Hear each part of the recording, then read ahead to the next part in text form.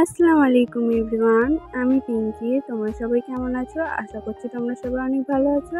আর আমি অনেক ভালো আছি। আজকে সকাল সকাল ঘুম থেকে উঠে পড়েছিলাম, কারণ আজকে আসছিল বাড়িতে গেস্ট। আর ঘুম থেকে উঠে দেখি তো এখানে আমার মা রান্না বান্না শুরু করে দিয়েছে। তো এখানে রান্না হচ্ছিল কুমড়ো, আমার খুব পছন্দের একটা সবজি। এখন আমি যাচ্ছি আমার ছোট জামাইবাবুকে আনতে। তো চলো তার জন্য রেডি হয়ে নেওয়া যাক তাড়াতাড়ি। তো আমি এখানে পুরো রেডি হয়ে গেছি, আর অনেকটাই আমার বেরোতে বেরোতে লেট হয়ে গিয়েছিলো। আমার জামাইবাবু মনে হয় অর্ধেকটা চলে এসেছে, আর আমি জামাইবাবুকে নিয়ে চলে এসেছি। জামাইবাবু দেখছি অনেকটাই হেঁটে চলে এসেছিলো, তাই আর আমি তখন ভিডিও করিনি। আর এই যে এটা হলো আমার জামাইবাবু, অনেক দিন পর জামাইবাবু আমাদের বাড়িতে এসেছে। আর আমি চান টান করে একদম ফ্রেশ হয়ে নিয়েছি। তো চলো এবার একটু স্কিন কেয়ার করে নেওয়া যাক।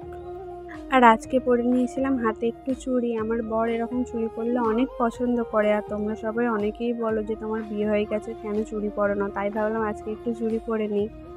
আর এই যে সজনে পাতার বড়াটা আমি বানিয়েছিলাম, রেসিপি যদি কেউ দেখতে চাও অবশ্যই কমেন্টে জানাও। আর খাওয়া দাওয়া করে তারপরে তো আমি ঘুমিয়ে গিয়েছিলাম, আর ঘুম থেকে উঠে এখানে রেডি হয়ে নিয়েছি, কারণ এখন যাচ্ছিলাম আমরা হরালে।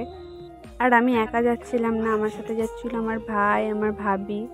আর এই যে এটা হচ্ছে আমাদের হরালের বাজার। আর আমরা এখানে ফুচকা খাবো বলে অনেকক্ষণ ধরে দাঁড়িয়েছিলাম, কিন্তু ভিড়টা একদমই কম ছিল না। আর এই কাকু ফুচকাটা দারুণ করে। আর আমাদের ভাগ্য তো এমনিতেই সবসময় খারাপ, যেই আমাদের ফুচকা খাবার পালা এলো অমনি কাকুর আলু মাখা শেষ হয়ে গেল।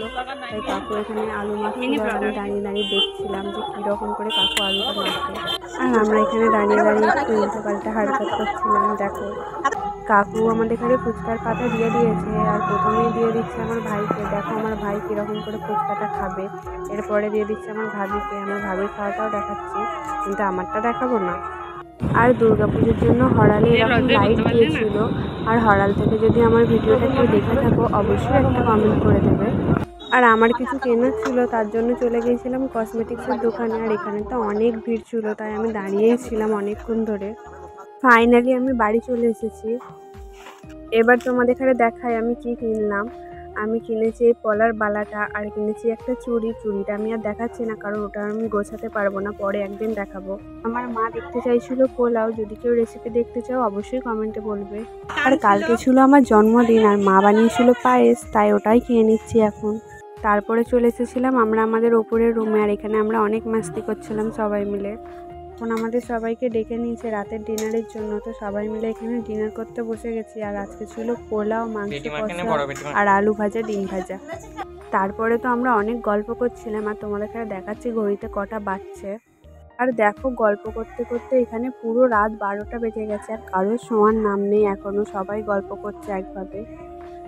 আর আমার তো অনেক ঘুম পেয়ে গিয়েছিলো, তাই আমি শুতে চলে যাচ্ছি। আর ভিডিওটা যদি তোমাদের ভালো লাগে অবশ্যই একটা লাইক করে দেবে। টাটা।